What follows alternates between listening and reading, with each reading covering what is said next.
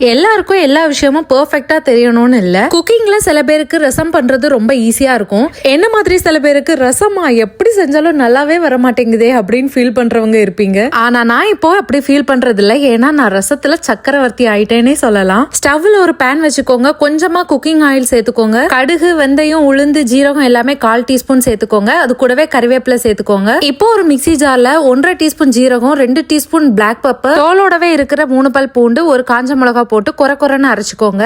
இப்போ அந்த கடுகெல்லாம் நல்லா பொரிஞ்சதும் நம்ம அரைச்சு வச்சிருக்கிறத இந்த பேன்ல ஆட் பண்ணிக்கலாம். இதை ஒரு நிமிஷம் போல கிண்டி விட்டுக்கோங்க. அதுல ஒரு நல்ல ஸ்மெல் வரும். அதுக்கப்புறமா தக்காளி ஆட் பண்ணிக்கோங்க. நான் 3 தக்காளி ஆட் பண்ணியிருக்கேன். தக்காளி லைட்டா வதங்கினதும் 1/4 டீஸ்பூன் மஞ்சள் பொடி, 1 டீஸ்பூன் உப்பு போட்டுக்கோங்க. ஒரு நெல்லிக்காய் சைஸ் புளி எடுத்து அந்த புளி தண்ணியை இதுல ஆட் பண்ணிக்கோங்க. கூடவே உங்களுக்கு தேவையான அளவு தண்ணியை சேர்த்துக்கோங்க. கடைசியில கொரியாண்டர் லீஃப் ஆட் பண்ணிக்கோங்க. சில பேர் கொதிக்கிற ஸ்டேஜ்ல ஸ்டாப் பண்ணிடுவாங்க. நான் எப்பவுமே ஒரு கொதி வந்ததுக்கு அப்புறமா ஸ்டாப் பண்ணுவேன். எனக்கு இப்படி செஞ்சா ரொம்ப பிடிக்கும். இந்த ரசத்துல ஏதாச்சும் மிஸ்டேக் இருந்துச்சுன்னா கமெண்ட்ஸ்ல சொல்லுங்க. அப்ப நம்ம நாளைக்கு பார்க்கலாம். அது வரைக்கும் டாடா.